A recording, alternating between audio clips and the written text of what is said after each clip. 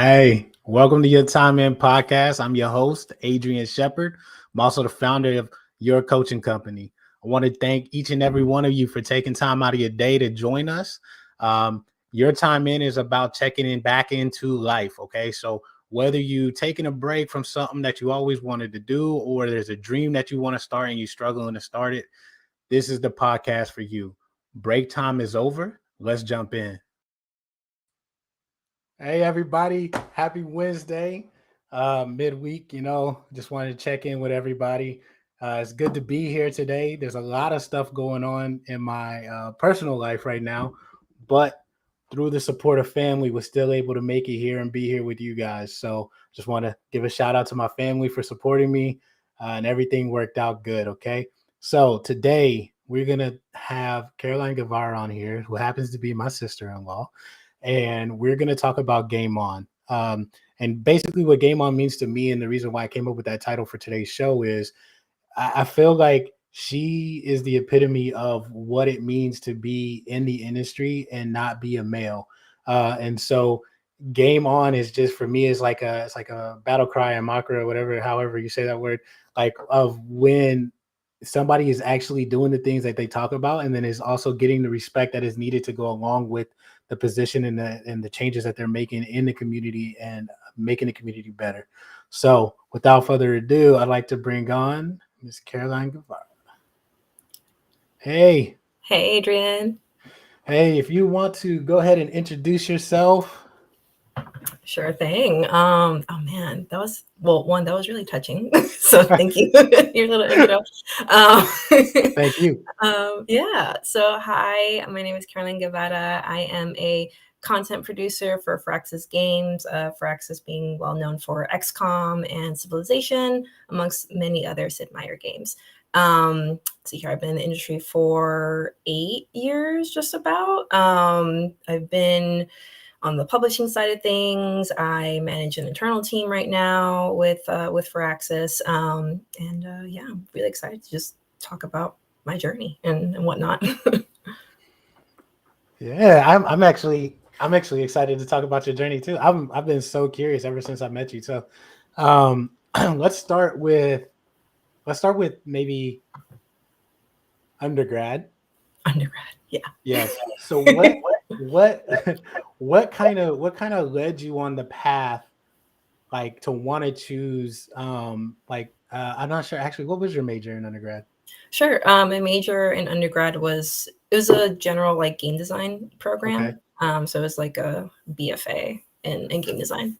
So in high school, did you know that you wanted to get into like the gaming world or like the gaming industry or anything like that? No, I didn't even really know that it was a viable option. Like I knew there were people right behind the scenes of making a game and just, well, it's like how else does a game get created? But I didn't know that was a viable option at all. Like going from high school into my undergrad program.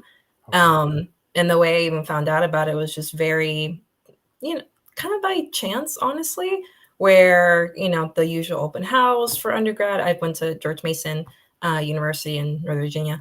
And I just happened to see a kiosk there like, hey, this is, the second year of this program. And we are just trying to, recruit people, get people interested into it. It's in its infancy. If you want to make games, this is it. And that kind of just sold me because I've always been playing games since I was 5. Okay. Honestly. Okay. Yeah. My first console was the Sega Genesis. What was your favorite game on Sega? Oh gosh, that's a tough one. Well, I gotta give shout out to my first game, which was I think it was Boxed is what it was called. You just like shove it. No.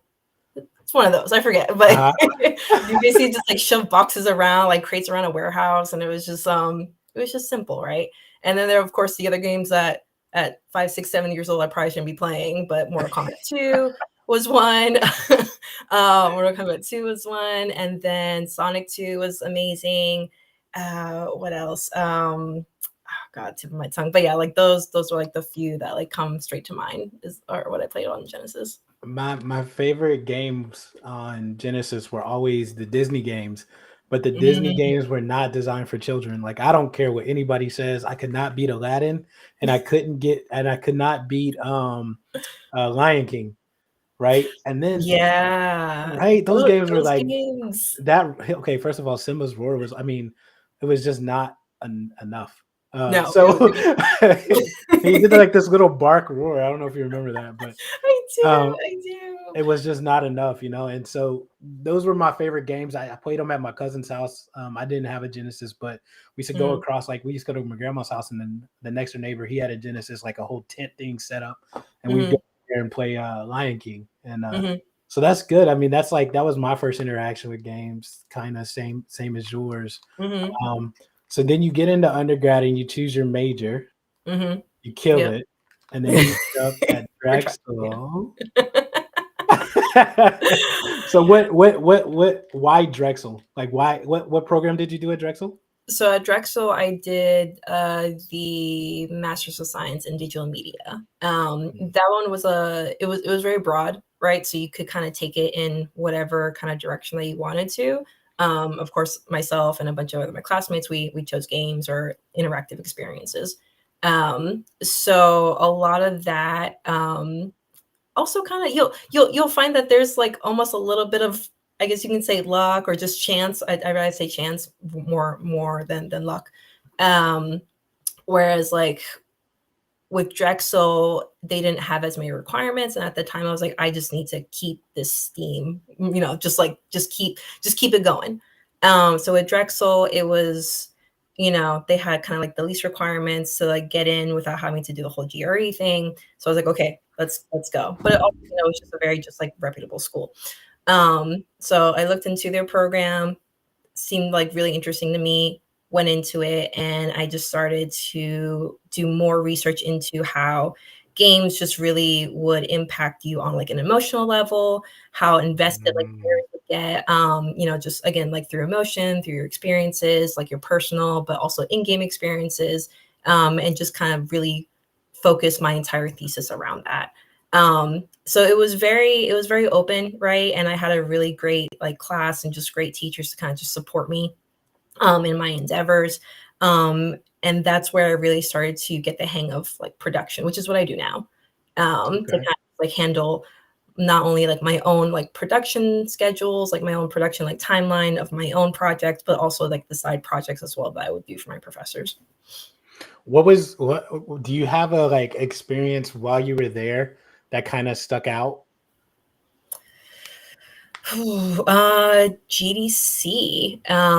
It was interesting because it was during the second year of my time there, right? So it was 2-year program. So during my second year there, the dean at the time had connections, right, with what was it like Intel scholarship slash Mhm. IGDA.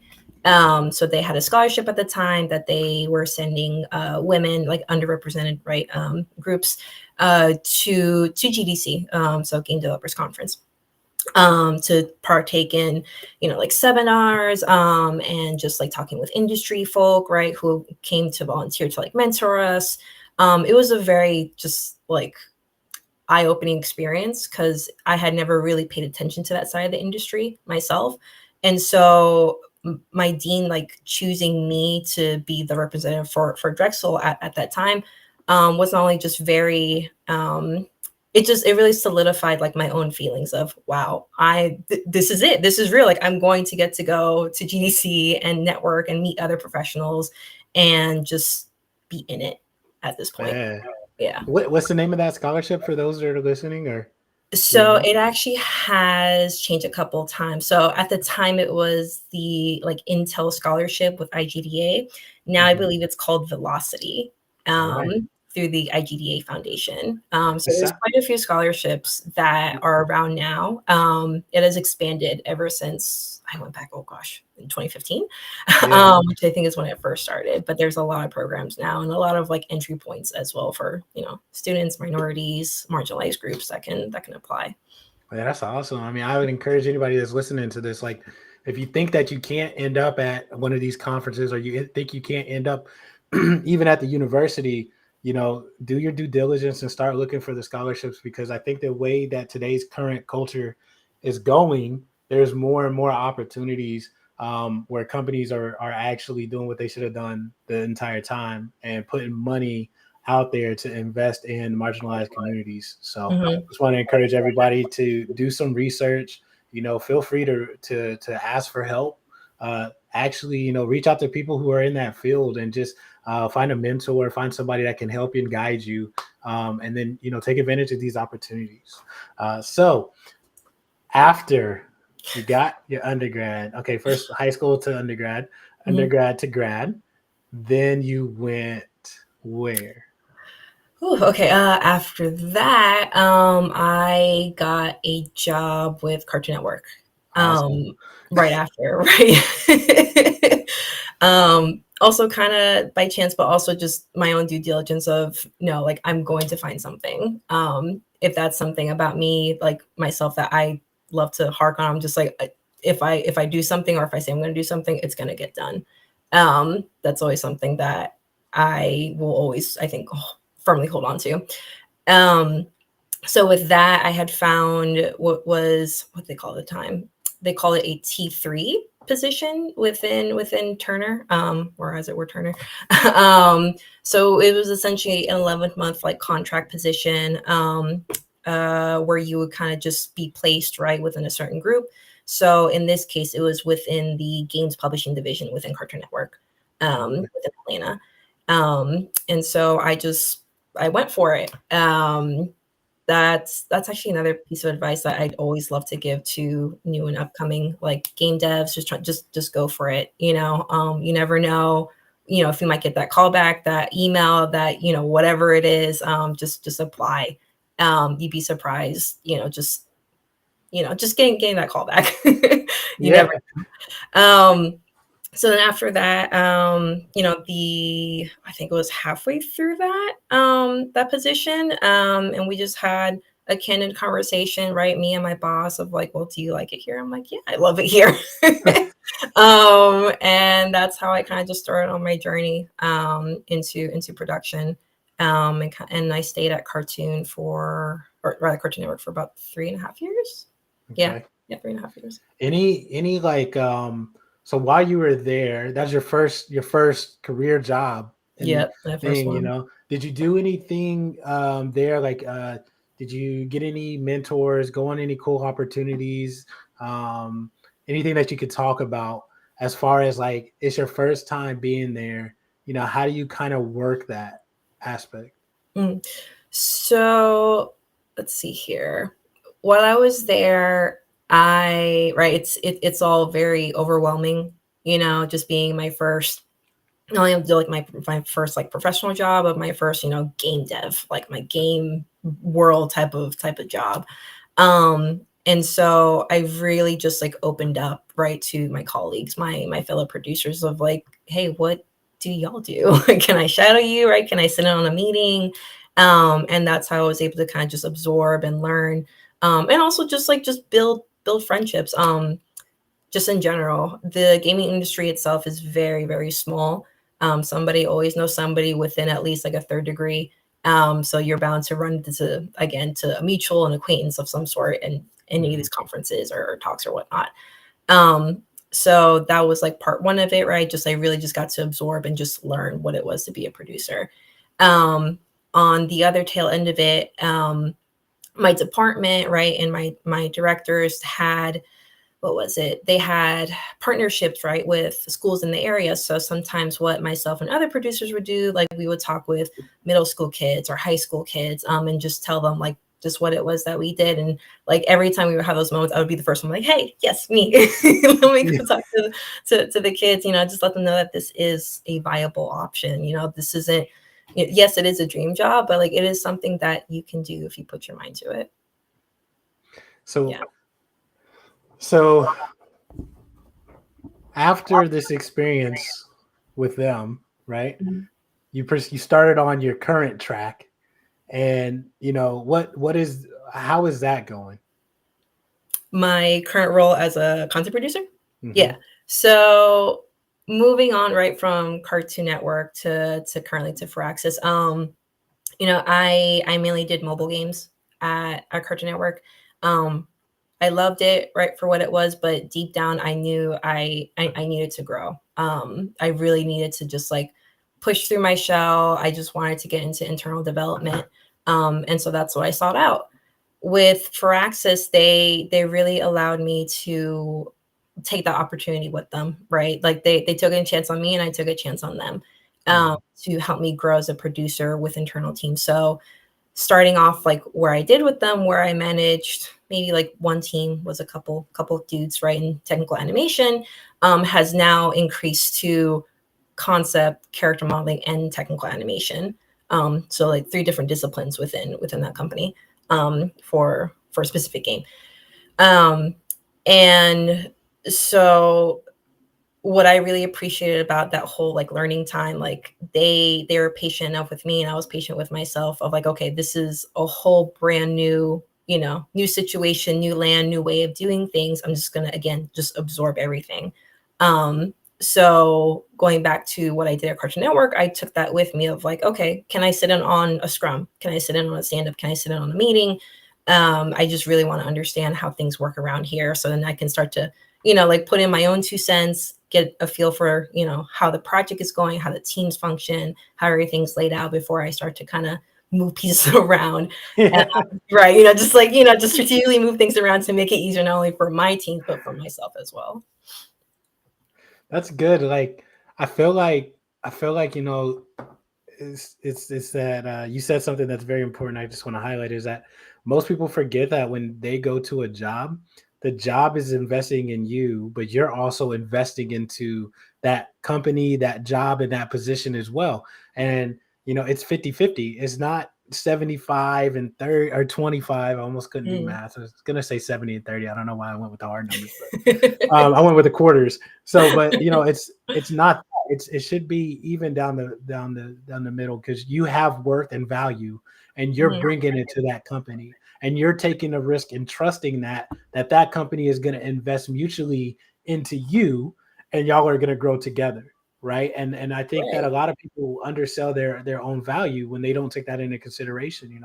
It may be your dream job, but they hired you, so you have value in your dream job. And the second you realize that, the more you bring the company and everybody benefits from that same analogy. You know what I mean? And that's the coach in me talking, it's just, I'm so happy that but you gotta say it. You gotta preach it, honestly. And it's I crazy feel that like, you just like naturally bring that out when you're talking. So then my question for you is, as a equal contributor, right? How are you, what is your like management style with your team, and not as a woman, but like you are a content producer, right? Is that this the right title? And so as a content producer, how are you managing your team? Right. So I always lead with empathy. I think that's something that people always forget. Sometimes, just we're all human at the end of the day. We're not cogs in a machine. We're not, pushing buttons or playing games all day. At the, at the end of it all, like we're all human. We make mistakes. We have goals. We have dreams. We have tasks to do, and life happens, right? So why am I going to be angry at, say like one of my character artists, right, for not submitting something on time? Like maybe it was a difficult task for them, or maybe, right, we didn't scope it out correctly, or maybe, right, it could be another multitude of other issues. Right. So it's just, again, like leading with empathy and just getting to the root of just maintaining that trust, building that trust with my team. If I tell them, hey, don't worry about it, I got you, I'm going to go figure this out, I got you. When I had taken over, or taken over is a strong word, but when I had gotten the responsibility of the character team, that's the first thing I did. I sat down with them and I was like, okay, lay it on me. Like, what's going on? Like what's working, what's not, what do we need to change? What is it that we need to do to make sure that you guys feel supported? And as myself as producer, that's my job. I want to make sure that you have everything that you need, you have the information, again, that you feel supported, and we can make this work, all throughout the production cycle. Yeah. So that's how I lead, again, with empathy, with trust, and just collaboration. that's what I hold on to. So do you feel okay, I'm trying to phrase this question correctly. So as a Latina and a woman, Hmm. do you feel that there's underrepresentation in your community? Or do you find that there's people that you can lean on, or like mentors that you can easily find, or what does that representation look like? That representation has, I can say positively, right, that it has grown significantly over the years, like that support. Latinx in gaming, right, is the first thing that comes to mind.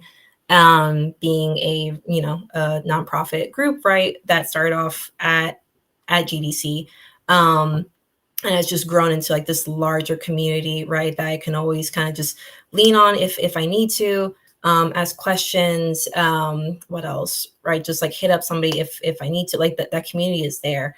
um Compared to, oh gosh, we'll say, right, like 5, 10 plus years ago, right, where it was just like you had to really like search for like your community. um I feel like in recent years, like it really has improved. There's still a lot of work to do, right? Obviously, as a woman, as a Latina, but just also for other like minority groups, so that we can feel empowered, feel uplifted, to like find ourselves, to like find ourselves like represented like within the industry, but also just within games, right? Mhm. Because for years and years and years, like the protagonist has always been white dude. um and so it's nice to see the tide turning, right, of just like having these more like marginalized faces, groups, right, just being kind of like pulled into the spotlight. Yeah, I was kind of searching Twitch the other day, and Hmm. it's crazy to me to see just the change in from like I started watching, I guess, streams and video games and stuff on Mixer before Mixer was obsolete. Hmm. I did stumble across Twitch a long time ago, but I never paid it no mind. And then, Hmm. but like even just seeing the amount of viewers and viewership change and the content change and like, and it's interesting to watch things develop on social aspect Hmm. without having that kind of insider thing. But you start to see more and more hosts. Like I watched a podcast the other day, and it's for marginalized individuals. Their focus is women, but they're an open community, and I ended up joining their Discord, and it's just awesome to kind of see that shift because it's much needed. Hmm. When we think industry, sometimes people don't think about the gaming as industry, right? Like Right. unless you play the games or you do something like that, you don't really see the aspect of it. But I mean, I'm Hmm. sure Twitch is loving the money side of industry. But like when we think Right. of everything that's been going on in our communities in the last 2 years, and when I say our communities, I mean marginalized communities, Right. when and BIPOC too. So it's like when we look at what's been going on over the years, we think of like Deloitte, we think of like big companies, Sony. Like, what have you guys done? How have you Hmm. brought equity and equality and everything up to the forefront? We don't Hmm. really think about what's going on in the gaming community. It's nice to see that you've noticed that change kind of happen over Hmm. the years. Um, Yeah, no, it's very, it's heartwarming, honestly, right? Because stories that I feel like, that are being told today couldn't have been told, again, maybe 5 years ago, maybe even 10 years ago. We're starting to get a lot more diverse, excuse me, like voices and stories, narratives, character choices, just like the list goes on and on, but it has expanded over these last few years, and it really is, it's heartwarming, right? Again, there's still a lot a lot to get through, right? And a lot of the work unfortunately does fall to us, right? Like to the women, to the marginalized communities, right? To fight the fight, as unfortunate as it is sometimes. But we are making headway. It's yeah, yeah, yeah. and I think that it's just like it's a matter of like everybody's starting to have the conversation. Hmm. You got it. You can't just say, oh well, I have a woman that's a leader. It's just I have a leader, and that leader Yeah. just so happens to be a woman. You know Right. what I mean? Like, and Right. and I feel like that's kind of the advances that start making that change, because then it becomes the norm. Until it Hmm. becomes the norm, it's just like a rare oddity. Like, oh my goodness, can you believe? Like, oh, she has a Hmm. scene table, and it's like it should be weird that there's not representation at the table. And until Right. that's the norm or the expectation, it's just going to be a little bit of a bumpy ride. But I Mhm. do want to say, so is there any advice you have for um, people who are like you or in marginalized communities with getting started in game development or production, or is there any advice that you would like to give? Yeah.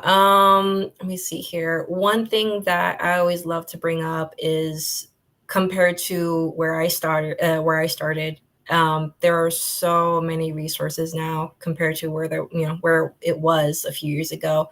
Right. We have engines that you can download. You have, tutorials left and right, on YouTube and articles, and just there's a plethora right now of resources, programs as well, not just game engines, but like quote unquote like free versions of Photoshop, where just I think what is it? Oh gosh, I forget what it is, but it's like they're different programs of Photoshop like systems, or like programs rather. So there's just a lot more that up and coming like devs can look into, create your own stories, play games, go to indie meetups. The indie gaming community, right, is, I mean, we're everywhere at this point. They're in every city. There's bound to be some like IGDA like meetup happening within a city.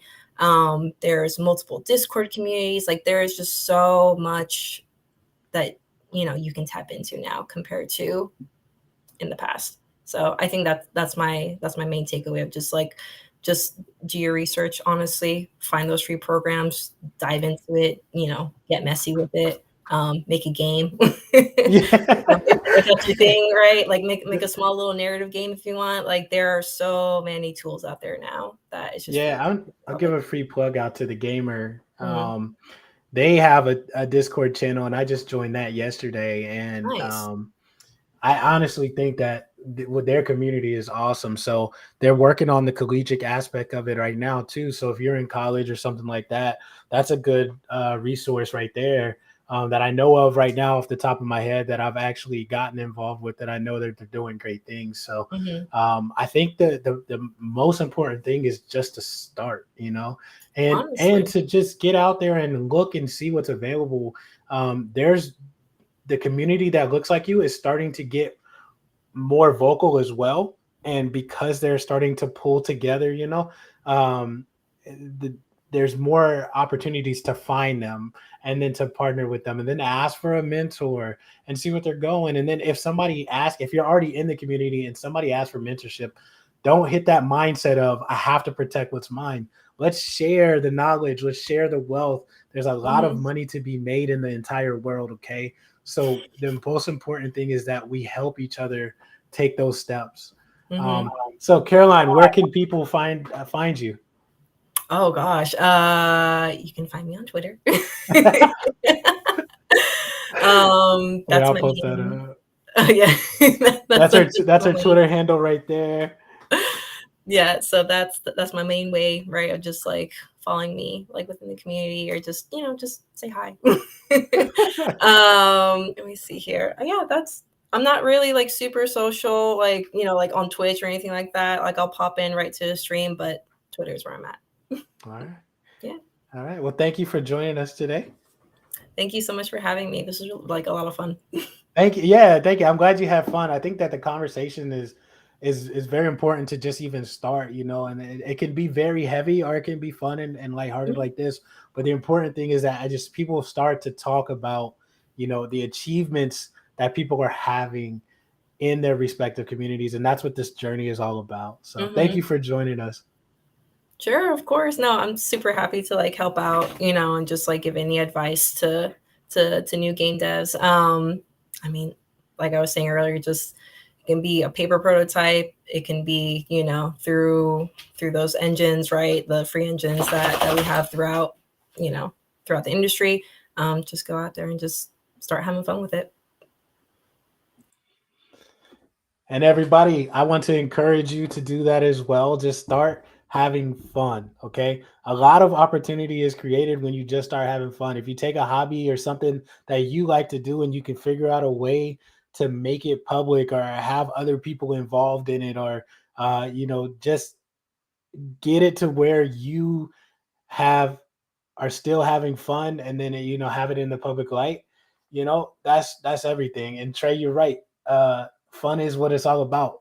And if I didn't think that running this podcast was fun, then it would be hard for me to get on. It would be hard for me to try to like reach out to get guests and to get people to come on the show. So the important thing is, like, I have fun doing this.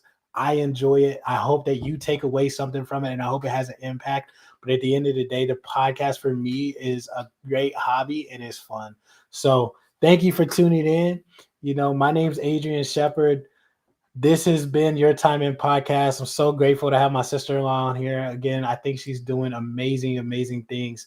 So without further ado, I hope y'all have a good one. All right. Break time's over. It's time to check in.